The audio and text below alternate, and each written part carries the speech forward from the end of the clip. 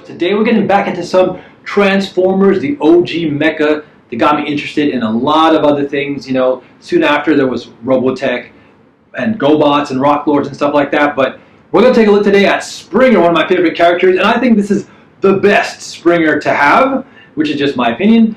But I'm going to explain to you why, and let's take a look. And here we are with what I think is arguably the best Springer we have as of 2021. The only thing I look forward to seeing is an official Takara Tomy. And you know, my prediction has been that Takara Tomy likes to take inspiration, we'll say, from third parties that release their figures first, that they haven't released. And I guess that's a good thing, you know, and we'll see if they can improve it or not. Now, I just want to start off with a few of the main issues and caveats on this, and I'll explain why this is my favorite and why I think this is the best overall in terms of both, you know, G1 cartoon accuracy and just being its own, you know, action model. Now, when it comes to the first accuracy, I don't want to say like everything has to be 100% toon accurate, because the thing is, even the Transformers animations have inconsistencies from episode to episode. You know what I mean? Like there's a movie which in and of itself has its own, you know, kind of look a lot of times, and you'll see later on that, you know, things are different in the series before and after the movie, you know? But anyways, when I see Springer on the cartoon movie on the screen, and I see this, it's 100%. The first few things I want to mention though are the feet. As you can see here, the feet are gray, and that's his look, right? His legs undeniably have always been solid gray. Now the manufacturer of this had the feet be yellow, and these are die cast, by the way, which is good.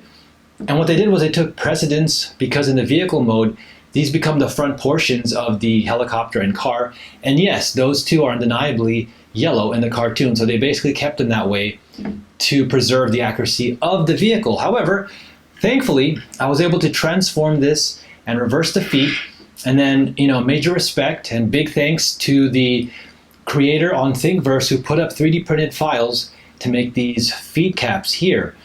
So essentially they print one and then they give you one STL file. So if you're going to give it to someone else to use, to manufacture for you, or if you use it yourself, you got to obviously do a mirror copy. Why? Because these have these tabs here, and you need one on each side, because what you do is you turn this around and there's a little afterburner port, and this plugs right in. So on the other one, it's going to be on the right side. So you need one on the left and one on the right. Once you do that, it's, you know, nice and snug. And then after that, it's also just kind of matching the shade of gray that you want to this.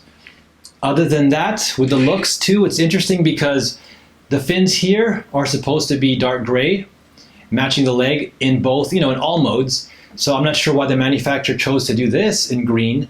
Maybe because a budget issue, you know, maybe cutting the plastic or using the materials saved them on, you know, the green versus the gray, who knows. And lastly, you know, he should have lime green accents instead of the gray here for like his thighs, for example. But again, that's fine. You know, if I was really into painting, or maybe some of you are, you could definitely, you know, paint it yourself. Same with these fins. But again, once the feet have been changed, to me, this is perfect. I'm totally cool with it. For the QC side of things, I did have a little bit of paint chip here on the inner thigh.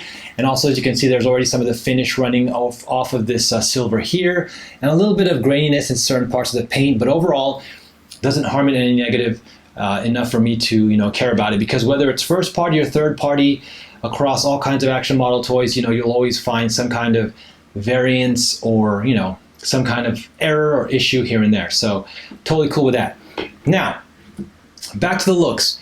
Overall, what I want to say is, you know, the face sculpt to me looks great. They have the lining inside there as it should.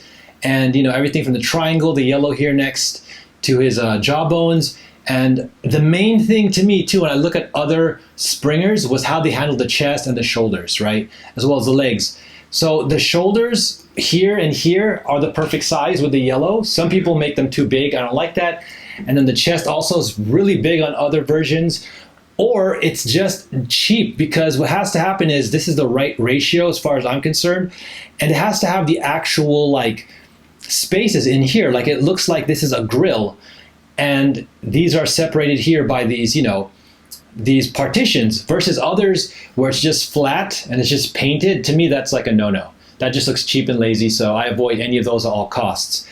And again, the shape and the actual proportions, perfect. I'm totally cool with the legs being bigger. I think that's most people's, you know, gripe about this one. And, you know, Fisher Price, whatever, but I like that quote unquote Fisher Price look, which I think denotes in their mind like bigger, colorful, plasticky, because they're not cheap. These are not cheap by any means, you know. And I mean, even like Fisher Price toys, you know, are built to last and take much more abuse than something that's for an adult collector. So that's actually a good positive, you know. I like color, I like quality, I like big, I like glossiness. And that's why I think Tobots are awesome, you know. With those negatives aside, everything else is just raving positive, because, you know, what they've done for the looks, to me, is also counterbalanced in a perfect way, where they've added just the right amount of details, so it looks G1, where it's a lot cleaner, more bot-like. And again, they just have the right amount of detailed like circuitry and engravings. It's not at all overdone like Hasbro's current like Kingdom and all that stuff. I don't really like how they look like their whole body is like etched, like it's about to, you know, just fall apart and just totally overdone. It still, to me, has that classic G1 look that's very simple and clean, very anime, and that's my favorite style of bots. However, I don't mind certain, you know, characters having a lot of engravings. I've mentioned this a lot. The Dinobots, for example, are a good example. Unicron, whatever.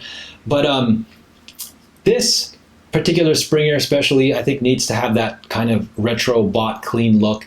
But again, they also added like these silver grills here. They even painted this silver, you know, and around it. The knee pads they painted silver, because normally the legs were just all gray in pretty much every version we've seen in the cartoon. So I appreciate that. It doesn't take away from the all gray look. Also up here, like the grills here, or these vents, or these indentations, are kind of a metallic gray. There's gray here for these other small afterburner ports. I mean, it's just phenomenally done. And let's not forget about the waist and the chest section. There's even like a gray piston here. Really cool. And also, of course, the afterburners here are gray and they have yellow. Plus they have this gradient fade, like it's actually shooting out and thrusting flames and fire. So that's also really awesome. Again, more details here. Just overall, it looks incredible. Now, another issue that I have is other people who've done, you know, manufacturers who've made the Springer have given him like a weird circular belly button in here, you know, like he has a hole. I'm like, why? Like, he doesn't have a hole. That just looks odd. And for me, when I look at that figure, my eye just draws into it and I don't see anything but a belly button. So that's a big minus. If I look at a Springer and all I notice is a belly button, I'll have to pass, sorry. But this one looks amazing because he still has like the yellow here. Now, normally in the cartoon, it looks like this is all one section, but no Springer to my mind has been able to do that. Although the way that they still blend this whole like chest to midsection and waist, to me, this is perfect and seamless. Now this, of course, is a third party. Now don't worry, I will be getting a first party. The reason why I think the Ultra Magnus looks awesome is the same thing. Big, blocky, and I like how the lower leg proportions are much bigger. For him, his arms are big too, that's fine. But to me, the other issue I have with the other Springers is that it's the reverse. It looks funny. It's like, just think of that muscle man syndrome. If your upper body and arms are like huge and chunky and you have rinky-dink legs, then it, to me, just doesn't work. You know, I'd rather have a stronger foundation and work up to proper proportions here. All right, so he has good finger articulation too. And basically, there's a little bit of a, you know, a knob right there, a protrusion that you're gonna wanna put into his fist when you have him hold the sword, and then he'll grip it firmly, and again, it looks badoosh. The same thing, you know, you would just put it in and essentially tab. I'm gonna put that tab right there. Goes in, and I like how you kind of have this little finger, so you can make it look like he's about to pull the trigger, for example, or he's holding it like that. And it'll become his propeller blade, and then you'll just have to re-notch it as well. So boom. And it looks better this way because it blends in. The metal, while I'm not against it, kind of stands out and makes it look like, why isn't the rest of it metal, you know? This way it just kind of keeps in line with the materials and the congruency of it all. All right, last thing I'm going to talk about is the transformation. I'm not going to do the transformations now. The transformation on this, I would say, is moderate. Generally, if I scale this on terms of like 1, 2, and 3, as far as being easy, medium, and difficult, this is like a 2. Basically, it is not as easy as like the Tobots. I've grown to really enjoy Tobots because, again, they're just so quick to transform. And of course, that's what makes some of the new Hasbro Transformers too a lot more appealing to me, is they look great and they don't really feel like overly complicated and time consuming to transform. But on this Masterpiece level, I will say that someone like the Masterpiece Hot Rod or the Masterpiece RC have gotten a lot easier over time. the more I've transformed them. It starts to feel a lot more intuitive, so I'd give those like maybe a 1, 1.5. Definitely this is not a 3.